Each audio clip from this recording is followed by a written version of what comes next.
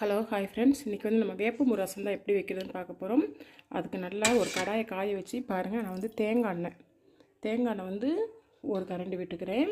நீங்கள் உங்களுக்கு எந்த எண்ணெயில் நீங்கள் சமைப்பீங்களோ அந்த எண்ணெயில் நீங்கள் சமைச்சிக்கலாம். எண்ணெய் நல்லா காய்ஞ்ச உடனே கொஞ்சம் கடுகுல பருப்பு போட்டுக்கலாம். அப்புறம் பார்த்திங்கன்னா கொஞ்சம் வெந்தயம் போட்டுக்கலாம். இது ரெண்டுமே நல்லா பொரிஞ்சு வரட்டும். இதெல்லாம் போட்டு லேசாக நல்லா கொஞ்சம் வதங்கட்டும். அதுக்கப்புறம் பார்த்திங்கன்னா இதில் வந்து பார்த்திங்கன்னா ஒரு வத்தல் மிளகு, சீரகம், மல்லி, அப்புறம் பூண்டு எல்லாமே வந்து நான் அரைச்சி வச்சுருக்கிறேன். கொஞ்சம் ஒரு கொத்து கருவேப்பிலை போட்டு அரைச்சி வச்சுருக்கிறேன். இப்போ இதையும் போட்டுக்கலாம்.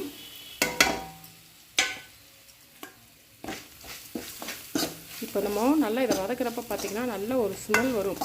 அந்த வீடே கமன்னு இருக்கிற மாதிரி ஒரு ஸ்மெல் வரும். இப்போ வந்து நம்மளுக்கு தேவையான அளவு உப்பு சேர்த்துக்கலாம். ரசத்துக்கு எந்த அளவு தேவையோ அந்தளவு நம்ம உப்பு சேர்த்துக்கலாம்.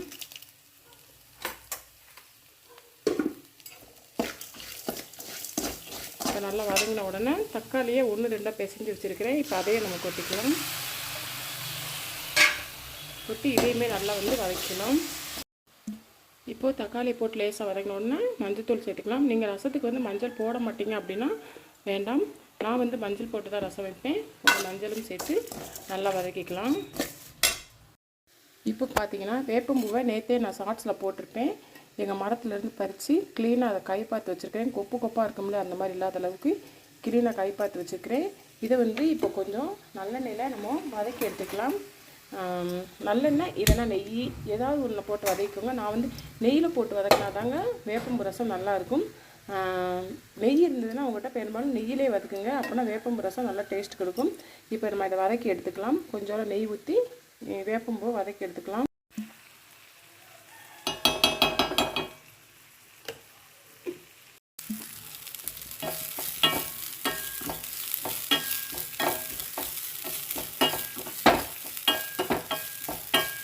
நல்லா நெய்யில் நல்லா வதக்கணும். நான் வந்து இன்றைக்கி வந்து ஒரு கைப்பிடி அளவு இருக்கிற மாதிரி வேப்பம்பூ எடுத்துருக்கிறேன்.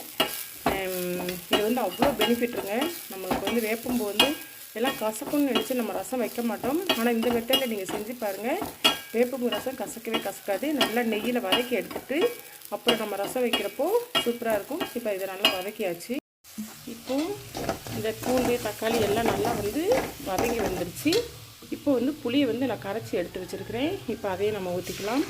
ஊற்றி நம்மளுக்கு எந்த அளவுக்கு தண்ணி தேவையோ அந்தளவு தண்ணி ஊற்றி வச்சுக்கலாம். இப்போ பாருங்கள், தேவையான அளவு நல்லா தண்ணி ஊற்றியாச்சு. இது நல்லா முறை கூடி வரட்டும்.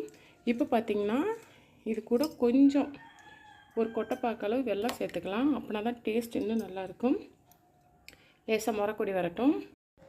பாருங்கள், ரசம் நல்லா முறை கூடி வந்துக்கிட்டு இருக்குது.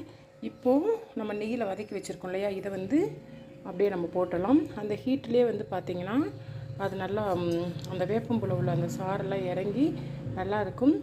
இன்னும் வந்து கொஞ்சம் நல்லா ரசம் முறை கூடணும். இன்னும் நல்லா கூடி வரட்டும். ஃபைனலாக வந்து நம்ம வாஷ் பண்ணி வச்சுருக்கிற கொத்தமல்லியும் கருவேப்பிலையும் போட்டோம் அப்படின்னா அவ்வளோதான். கிண்டி விட்டுறாதீங்க, இப்படியே இருக்கட்டும். நம்ம நெய்யில் வதக்கிக்கிறதுனால எல்லாமே நினைப்பாங்க வேப்பம்பூ வந்து வச்சோம், வேப்பம்பூவில் ஏதாவது சமையல் பண்ணோம் அப்படின்னா கசக்கும் அப்படின்ட்டு. சத்தியமாக சொல்கிறேன், கசக்காது. இப்போ நம்ம வேப்பம்பூவும் போட்டாச்சு. இன்னும் நல்லா முறைக்கூடி வரணும். அதுக்கு மேலே வந்து நம்ம மல்லி இலையும் கருவேப்பிலையும் தூவிட்டோம் அப்படின்னா அவ்வளோதான், வேப்பம்பூ ரசம் ரெடி. இன்னும் கொஞ்சம் நல்லா முறைக்கூடி வரட்டும். அப்புறம் நம்ம ஸ்டவ்வை ஆஃப் பண்ணிட்டோம் அப்படின்னா அவ்வளோதான் ஃப்ரெண்ட்ஸ்.